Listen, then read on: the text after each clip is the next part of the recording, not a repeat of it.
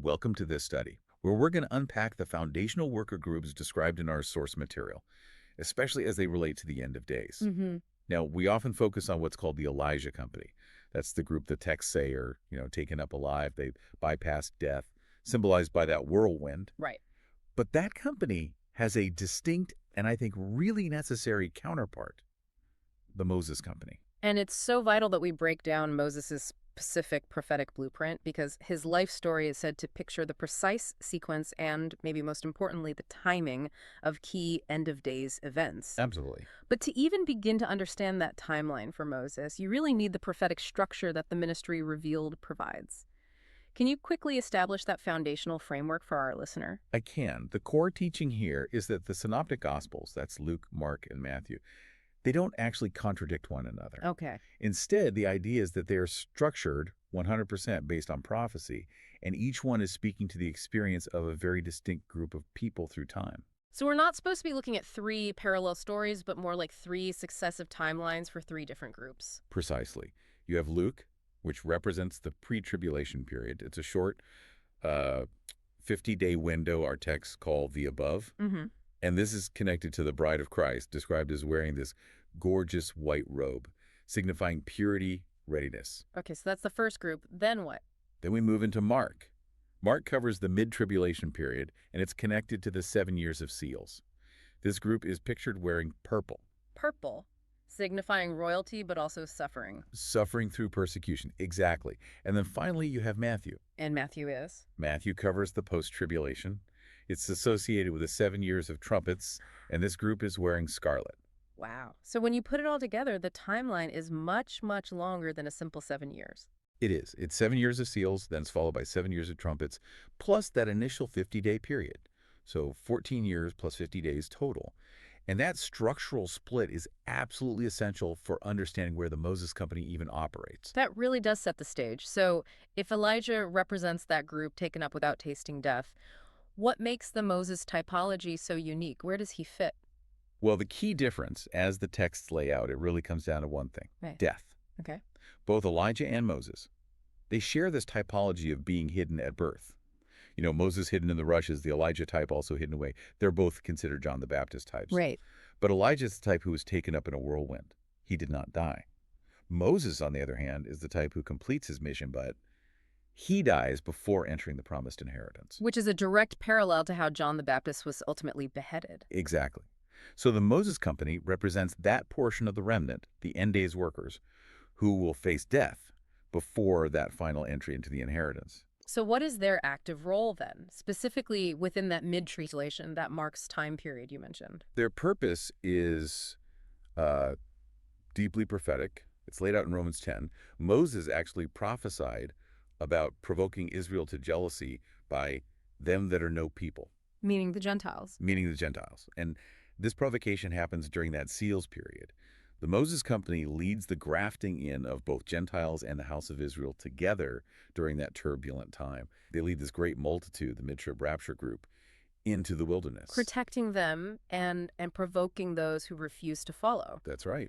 And if they lead through the seals period, then their story of judgment has to align with the beginning of all that chaos. I mean, Moses famously brought plagues on Egypt.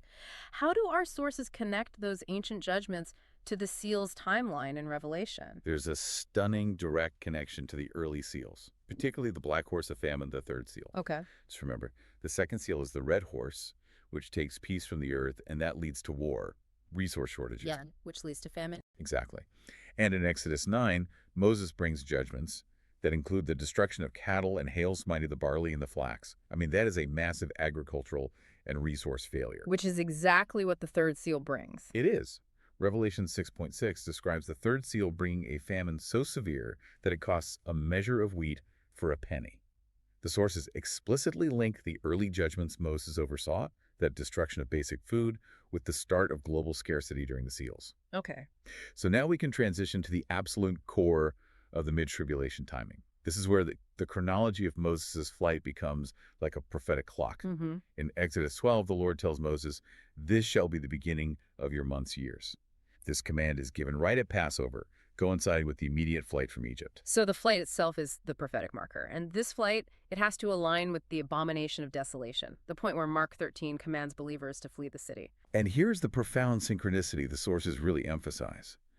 This fleeing, this wilderness journey, is the timeline of the beast. Revelation 13 states the beast receives power to continue for 42 months. 42 months. Okay. Now, when you examine the journey of Moses leading Israel, Numbers 33 verse 3 records that they stopped at exactly 42 stations in the wilderness. Wow. The sources argue this 3.5-year journey is an exact prophetic typology of the 42 months the beast has authority. That parallel 42 stations mirroring 42 months of the beast's power, that is extremely precise. But is it just a numerical coincidence? Or do the texts offer a physical link to confirm this? I mean, what does the study material reveal about the spiritual nature of the temple during those 42 months? This detail is one of the most powerful insights in the material. It's the portable temple. The portable temple. During those 42 months, Mark's time, the height of the beast's power, the sanctuary built by Moses in Exodus 25 and 26, it wasn't stone. It was covered in skins, ram skins and badger skins. Prophetically, this represents man, you and me.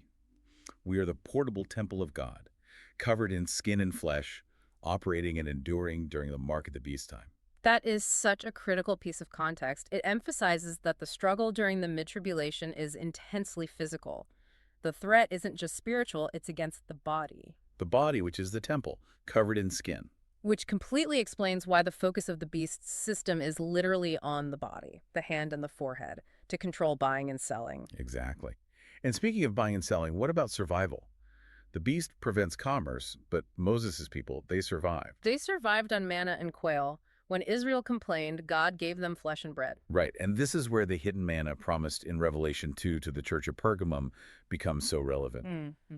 This manna is promised to those who overcome the snares of idolatry and fornication, all connected to the temptations and control mechanisms of the Mark of the Beast era. It just perfectly rhymes with the challenge of that time, the entire Moses experience, the physical affliction, the divine provision, leading people through a 42-station wilderness. It's the prophetic roadmap. It is, for that mid-tribulation worker group. So as we move to the final moments of Moses' life, Deuteronomy 34 establishes him as the one who dies before the inheritance. He finishes the work of preparation, but he doesn't cross the Jordan. That dying typology is crucial for this company. It is, and this leads to the succession. Who takes over to bring the people across the Jordan and into the Promised Land? Joshua, or Yeshua, Jesus, who is specifically of the tribe of Ephraim, the firstborn. Joshua takes over the leadership to bring them across the Jordan at Passover. And immediately after Moses dies, our sources highlight Jude 1.9, which says, Michael the archangel contended with the devil over Moses' body. Right. This conflict is the immediate prophetic consequence of the Moses type completing his work. Okay, but this raises the biggest timing complication in the entire framework, which the study material resolves with this. Yeah. Agricultural proof. If the Lord comes at the end of the 6 years of seals, the day and hour no one knows, the Feast of Trumpets, why does the gathering of the mid-trib rapture group happen later? Why doesn't it happen at that trumpets gathering? That is the key question. Yeah. And the answer is because the Lord's coming at the end of seals is for judgment like the days of Noah. It's not the immediate gathering of this specific mid-trib group. Okay. This group, Ephraim, is called the spring wheat. The sources use two very specific agricultural terms here, Kadosh and Yoshan. Okay, let's define those for the listener, because the timing really hinges on these concepts. Right, so Kadosh is the agricultural term the texts use for the spring wheat, while it is still holy or set apart, meaning it hasn't been processed yet. Yoshan is the term for the old or ready-to-eat grain. Okay. So the mid-trib group, the spring wheat, it's planted after Passover, but it is harvested in the fall, which is the end of the seals, the time of trumpets. So they're harvested in the fall, but they aren't ready to be consumed yet. Is that it? Correct. The grain harvested in the fall cannot be eaten or used until the following year's Passover. I see. That waiting period confirms that the gathering for this group isn't immediate. It happens one major season later at Passover. And this aligns with the Septuagint translation of Jeremiah 31, which specifies the gathering of this group to the Feast of the Passover. The same time Joshua takes them over the Jordan. Exactly. It all connects. So when we synthesize this entire prophetic rhythm, you really see the Elijah company and the Moses company as two sets of workers. They're both active throughout the 7 years of seals, each leading a portion of the end-time remnant. And their ultimate fate and the events that follow are just perfectly rhymed. The Moses Company leads the thousands. They're associated with that portable temple of skin, the flesh vulnerable to the beast, and they're gathered at the Passover rapture as the spring wheat. While the Elijah Company is taken alive, connected to that whirlwind ascension event that begins the final judgments. And we end exactly where the final conflict begins. The pattern seen in the story of Moses, his death, followed immediately by Michael the archangel fighting the devil for his body, it just repeats precisely in the larger prophetic sequence. Yes. The death of the Moses type is followed by Michael waging war against the dragon in heaven. That's what kicks off the 1260 days of the trumpets from Revelation 12. So what does this contention over the workers' physical bodies tell you, the listener, about the high spiritual stakes placed on those who stay and endure during the time of the beast? 7 years flew by in the blink of an eye. For my heart's desire was my driving fire. Promised me was Rachel, but as the day grew nigh,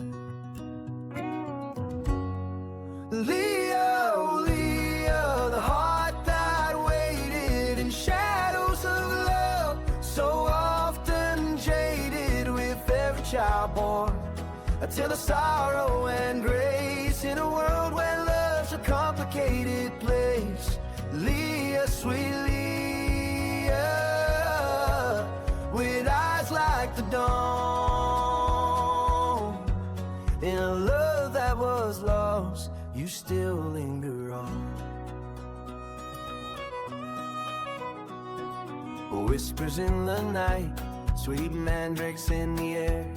You called me to your side, though my heart wasn't there.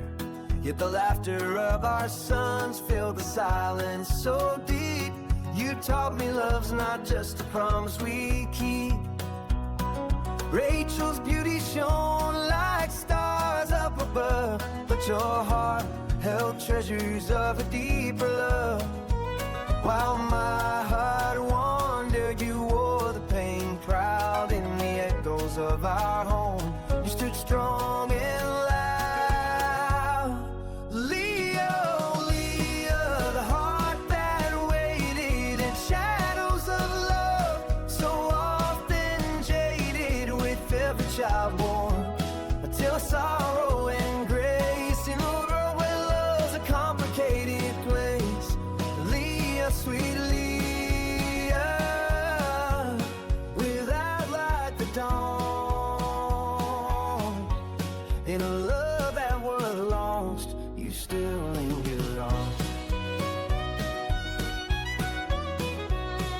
So here we stand on the edge of our past, with the weight of the world we still hold steadfast. Together as one through the trials we've known. Leah, my heart, you've carved a true love of your own.